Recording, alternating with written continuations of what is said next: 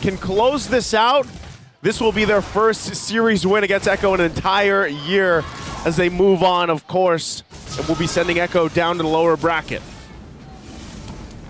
All right, looking at the what do you call it, the blueprint for both sides.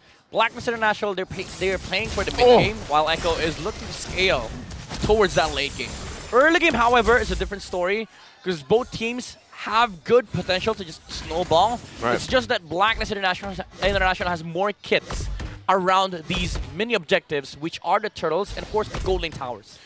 Yeah, also, milestone here achieved for Oheb. He surpassed Kill VJ and is now ranked 7th in the MPL here, the Filipino sniper. Oh, the sniper surpassing the king. The king. All right. He's not the king of BLACKLIST. Nope, that's different. Oh, check this out. BLACKLIST, very aggressive, coming in, invading. Carl Teasy and now Sensui caught out, dashing on through. No buff stolen.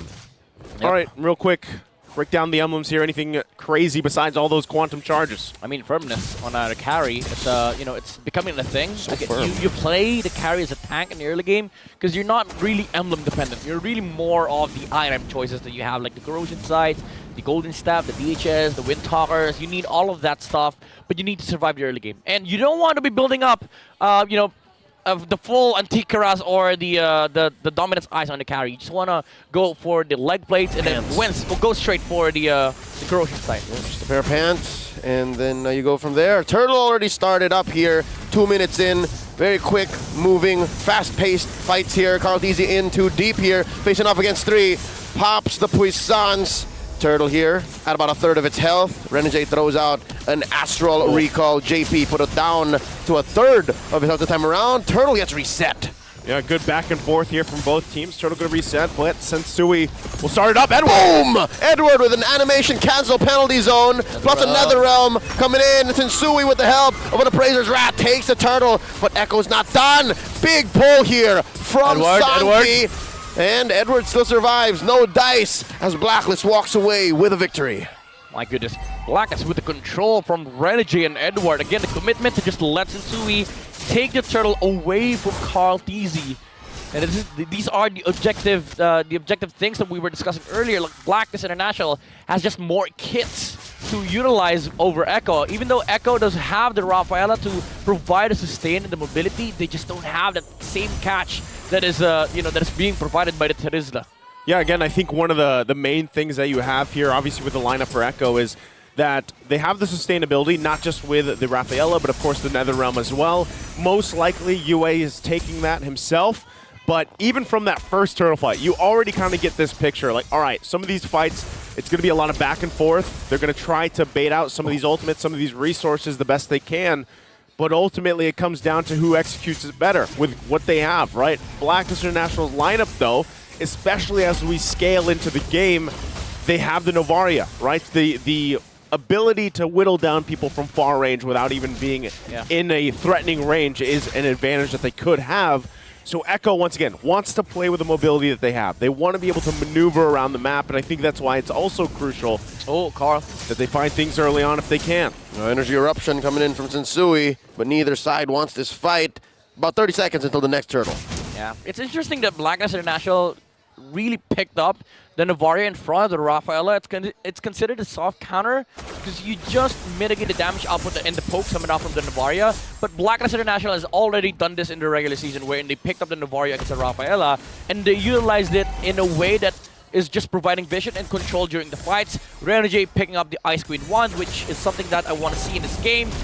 Will allow more control for BLACKLIST International to deal with the Rafaela and the Faramis playing in the team fights. Big ults missing from Echo here. BLACKLIST gonna oblige. Penalty zone from Edward coming in. Renegade with an Astral Echo, forcing out a flicker from the Hitman. And there's an early Netherrealm from the Agent. And now Sanji coming in with the pull. Turtle gonna get reset. Yue put down to 1/3 of his health. Now just a 10th. And there's not enough damage. JP barely alive. And he gets popped here. First blood drawn by Agent Zero. Yeah, revenge strike, got him. All right, so now with that on the board, BLACKLIST International, but Echo, are they going to get this, or is Sensui going to try to do something about it? Oh, almost! Renegade throws out a recall. No one home. That's a turtle apiece. Echo scores. Blacklist International still playing into that mid-game timing. They are getting the resources that they need, leading by a small margin of goal, but again, Echo is really looking forward to scale into that late game. So Blacklist International, if they want to make some pressure, some movements, it should be between the 6 to 8 minute mark, wherein the towers are really vulnerable against the Bruno. Yeah, and the only thing they obviously are lacking, especially in those fights that are happening around the turtle, because really that's where all the action is right now. You're seeing it, right? They have sustainability, but they don't quite have the damage yet. Now that things have kind of gotten to this point, the turtle will be up here too. You saw the lane swaps going on too for Blacklist International, now eyeing that tier 1 on the top side. It's going to be up to Echo to be able to actually contest some of these, right? Sensui, though. Spends his retribution. JP again, down to a fraction of his health. Sanford gets hit with a recall. Now Sanford also very low, but they are going to push the advantage here. In too deep. The Poisson spent in by Carl Teasy. Watch Edwards still has a penalty zone. Echo will push out Blacklist, but they will continue to push in. Okay, they should be able to just heal back up here. Of course, Benecutie still going to plan himself there on the bottom side. Looks like he wants to possibly rotate up here for the fight. They know there's so much focus from Blacklist International right now for this turret. Oh, Oheb forcing the issue. Finally gets the push. That's a top lane, tier 1 going down. I mean, if you're Echo, you're all right with what happened, because Benecutie was able to get a lot of farm on the bottom lane, and the pressure was also sort of like mitigated from Blacklist International. But then again, you have to sort of like reinforce this defense in the mid-game, wherein Blacklist International will be strong around its Bruno. Yeah. Berserker's Fury is already now out for the Bruno. I was going to say, when you just said strong Bruno, that Berserker's Fury will allow him to be there in this part, especially now it's going to break out. Still, Benecutie on the bottom side, so they don't have him for this fight. It's a 4v5 penalty zone spent in by Edward. Turtle here, very low. Out of retribution range, but just yet.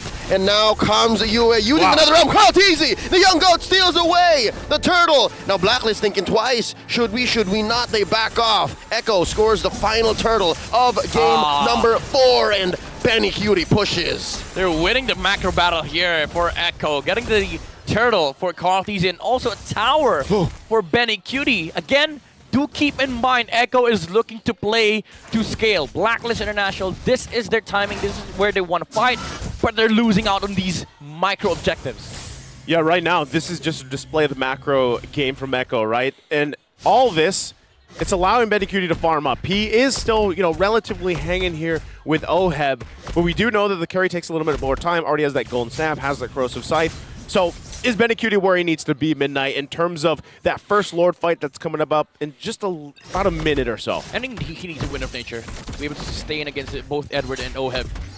And even Sensui. Yeah. Some small, defense capability will help the carry, because he's not the main priority target here. It's always going to be Carl Teasy during the Lord takes. But it does help if Echo is able to just not look at the Lord and force a 5v5 against Blacklist International. And that starts if Benecutie is confident enough to step forward against these heroes on the side of Blacklist.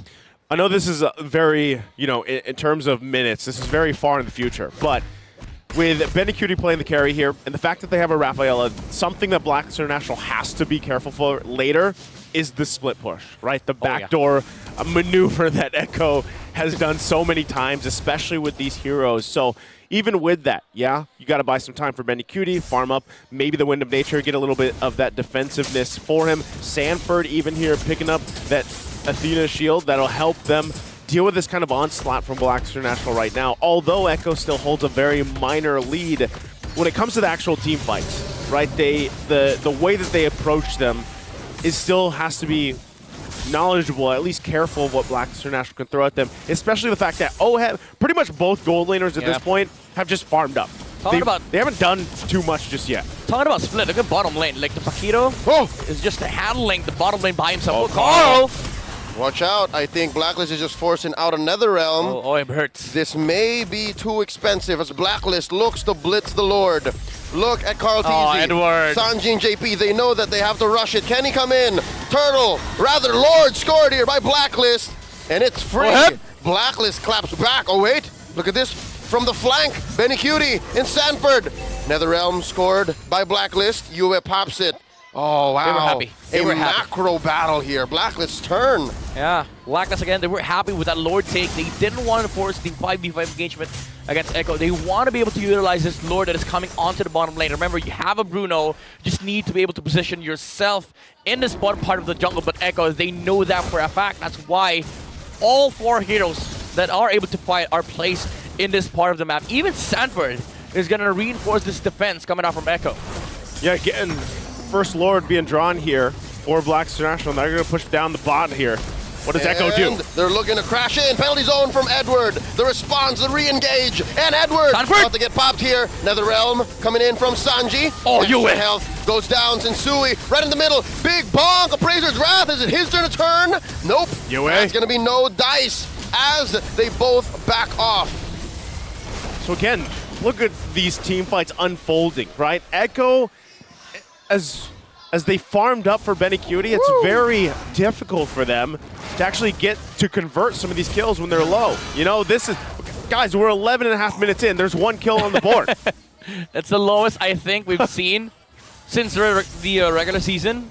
Because I think the longest we've gone so far without a kill that happened regular season was 12 minutes in. Uh-oh. Here we go. Sanford coming through. That bush, penalty zone, knocking up 3. Edward, he's feeling himself. JP very low. He goes down. Sensui gets the kill. The run down. And now Carl Teasy does not have the puissance, but it seems like BLACKLIST is going to be backing off. Yeah. Already big lead for BLACKLIST despite only getting 2 kills. No HP and no HIB. And again, what they want is just the objectives. They just want to be able to choke out the resources away from Echo. You don't need to win 5v5 engagements. If you are able to push down these towers for the next 3 or 4 minutes, you will get a net positive result in terms of gold lead, and that just means that Benikudi will not be able to walk outside base, split, and get some farm because BLACKLIST International will be standing inside the jungle of Echo, just, you know, removing the farm away from Carl Teasy and Benikudi. Approaching the 13-minute mark here. Lord spawning in about 30 seconds. I have a question to present to you, gentlemen, because another question. I think Echo here, you have to ask him, specifically Benikudi, are we there yet? Is he ready? Just like the film starring Ice Cube, 2005, are we there yet? Wow, you had to dig deep, huh? Well, he probably looked that one up. Okay, here's the thing. The knowledge bank. Benikudi, you'll never know. Where he is at right now is already a carry. He's already a carry. He's real. But the thing is, you also have to consider the way that they execute these fights. Because as a carry, you also have a problem of you just stealing the NetherRealm. And then you also have to wait 1.7 seconds before you start dealing damage. Oh, it worked! Fight starting up. Penalty zone spent on 2. US still has his NetherRealm. And that's Sanji spending his. Look at this. Echo going in too deep. Oh, the hold! 8-4 carry. Benikudi's here. Lord still out of retry range. Sanford barely alive. Wow, Deezy takes the Lord from the back. UA is slain. Now Benikudi coming in. Sensui. Energy eruption. He erupts himself. The storm is here. Flickering on through. And now it's Edward's turn to get his triple kill for Benikudi. You asked the question, Leo. And there it is. That's the answer. The triple kill, the carry is carry. The storm is brewing for Echo. And now we feel the damage, we feel the DPS, the shred of Benikudi. And BLACKLIST International, I just want to say, Renji kind of messed up that Lord dance for Sensui. The Star Shudder hit the Lord, and Carl Teasy was quick enough with the retribution timing. Oh, look at the rubber banding effect as Oheb gets clapped here. Echo are in your face, they're in your base, and they're threatening the end. Carl Teasy gets punished. All right, here we go. BLACKLIST showing their teeth. Thou shalt not push, not so quick as Echo skedaddle. Okay, they defend, but that was really close to possibly ending here. Echo now just full-on swinging the gold in their favor as well. We're going to take a look at the replay. This is exactly what we're talking about. The shot from Renegade brings it down. Oh, it messed up the timing. Gets the timing. That is tough. And then they get collapsed on in the triple kill for Benikudi here. So they're going to have to, basically they're paying the price now for this because momentum swings heavily in favor of Echo. Benikudi fully buffed up where he needs to be item-wise and everything else. And now they'll play around that. It only took them, 14 minutes to get there. No big. No biggie. I mean, it's no biggie if you're able to play like this. Like Echo now has full control of the map. Even though as I say that they're not in the jungle of Blacklist International, you still have to consider that there is a Novaria on the side of Blacklist. It's not so easy for Echo to sort of like establish this map control because of the vision that is being given by Renegade. So there is that semblance of hope for Blacklist International. You're not essentially crumbling in terms of farm and resources because you are able to cover some, some parts of your map because of the Astral Echo. That's right. I'd like to echo that. It's funny because it's Astral Echo, but Echo, Blacklist Right? International. And yeah, no, I'm about to say the same thing again. The Sorry. fact that this is a 4K gold lead at 16 minutes, it's a small 4K gold lead. Yeah. Honestly, even with that, at the way the game has gone, for the majority of it, Blacklist International is still in actually a good position to fight toe-to-toe with Echo. So really what it comes down to now, even with this situation, is can Blacklist International be the ones to get those ultimates out from Echo first, right? Especially as we get to these Lord fights in about 20 seconds here. One, is it UA, does he also take the Nether Realm, right? Which team uses that first, which team utilizes that first, but then getting through that sustainability with the Rafaela across from you. So you're fighting sustainability, obviously, with Poke, with range, when you have the Novaria, a little bit of a vision advantage as well. But that's kind of the thing that Blacklist International has to solve here, and that's exactly why Echo will be confident enough to go ahead and start this dance up. Yeah, no, this is a no-go. This is a no-go. If you're Echo, you're dancing with two left feet. You have an Astral Echo on you, and now it gets reset. Okay. Okay, they're going to go back and forth. Once again, Edward, though. Penalty zone, plus the Lord with a knock-up. Edward gets slain. Benny Curie. Easy for slow though. And now they go for it. Another realm from Sanji. Blacklist effectively evicted out of the jungle. And now Echo scores another Lord. And now Sanji comes with a pull. Oheb goes down. Traded out for Sanford, though. Look at this. Echo coming in from the back. And they are going to sandwich Renegade, Sensui, and Yue. And now Sensui. Oh, he gets taken out here. Blacklist are dispersed here. I think that's it. Yeah, I don't think they're going to be able to defend against this. UA, Renegade. UA's probably going to go down. Whoa! Get chased down. Mid-lane Magician playing with fate. Takes down Sanji. Wins the 2v1. Now Carl Teasy looking to end this. Looking to buy time. And Edward and Renegade, oh my God, of course, the Bata Boy connection keeping Blacklist in UA's it. still alive? UA, my goodness. He is. Oh, but not for long here. Okay, he's Unless- Don't say that. No mana. One more. No mana. All right, there goes a punch.